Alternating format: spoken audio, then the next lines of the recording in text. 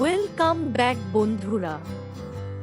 Glamour আর ট্যালেন্টের এক অসাধারণ সংমিশ্রণ হলো এশানী মহেশ্বরী। দক্ষিণ ভারতীয় সিনেমা থেকে শুরু করে হিন্দি ফিল্ম ইন্ডাস্ট্রি সব জায়গাতেই নিজের এক আলাদা পরিচিতি তৈরি করেছেন তিনি। মূলত থুকুল রানী বা নাভেল কুইন হিসেবে বেশি পরিচিত তিনি। কিন্তু আপনারা কি জানেন তার কেরিয়ারের শুরুটা কিভাবে হয়েছিল, বা কেন তিনি বর্তমানে সোশ্যাল মিডিয়ায় এতটা ভাইরাল? আজকের ভিডিওতে আমরা কথা বলব এশানীর লাইফস্টাইল, কেরিয়ার এবং তার ফ্যাশন সেন্স নিয়ে।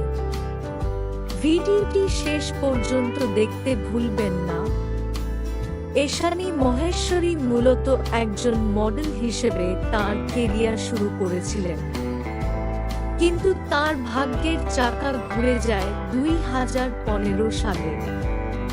Telugu superhit horror comedy movie Raju গাড়ি গেলেতে তার অভিনয় দর্শকদের মন জয় করে নেয়। এরপর তাকে আর পিছন ফিরে তাকাতে হয়নি।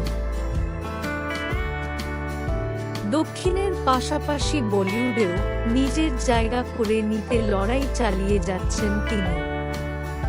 সম্প্রতি সঞ্জয় মিশ্র এবং জনি লিভারের মতো বড় তারকাদের সাথে কিয়ে মাস্তি কিয়ে ধুম ছবিতে তার কাজ প্রশংসা কুড়িয়েছে। শুধুমাত্র বড় পর্দায় নয়, বিভিন্ন ওয়েব সিরিজ এবং মিউজিক ভিডিওতেও এশানী এখন নিয়মিত মুখ। বন্ধুরা, সিনেমার চেয়েও এশানী বেশি জনপ্রিয় তার বোল্ড এবং স্টাইলিশ ফ্যাশন সেন্সের জন্য। ইনস্টাগ্রাম বা ইউটিউব সবখানেই তার ফ্যান ফলোয়িং আকাশ ছোঁয়া।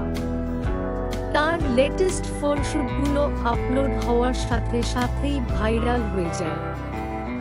বিশেষ করে তার এথনিক লুক থেকে শুরু করে মডার্ন গ্ল্যামারাস আউটফিট সবই তরুণ প্রজন্মের কাছে এক বড় ইন্সপিরেশন। অনেকেই তাকে ইন্ডিয়ান বারবি ডল বলেও ডাকেন তার নিখুঁত ফিগার এবং লুকের জন্য। ডিজিটাল কন্টেন্ট ক্রিয়েটরদের কাছে এশানী সবসময় হট টপিক। গ্ল্যামার জগতের বাইরে এশানী ব্যক্তিগত জীবনে বেশ সহজ সরল থাকতে পছন্দ করেন। যদিও মাঝে মধ্যে অভিনেতা জাইন ইমামের মতো সেলিব্রিটিদের সাথে তার নাম জড়িয়ে নানা গুঞ্জন শোনা যায়, তবে এশানী সবসময় তার কাজকে বেশি গুরুত্ব দিয়েছেন। তিনি একজন ফিটনেস ফ্রিক এবং নিয়মিত যোগব্যায়াম ও জিম করে নিজেকে মেইনটেইন করেন। তো বন্ধুরা, এশানী মহেশ্বরীর কোন ছবি বা কোন লুকটি আপনাদের সবচেয়ে বেশি প্রিয়? কমেন্ট করে অবশ্যই জানান। ভিডিওটি ভালো লাগলে লাইক করুন আর আপনার বন্ধুদের সাথে শেয়ার করুন। এই রকম আরও বলিউড এবং টলিউডের আপডেট পেতে আমাদের চ্যানেলটি সাবস্ক্রাইব করে বেল আইকনটি প্রেস করে রাখুন। দেখা হচ্ছে পরের ভিডিওতে। ধন্যবাদ।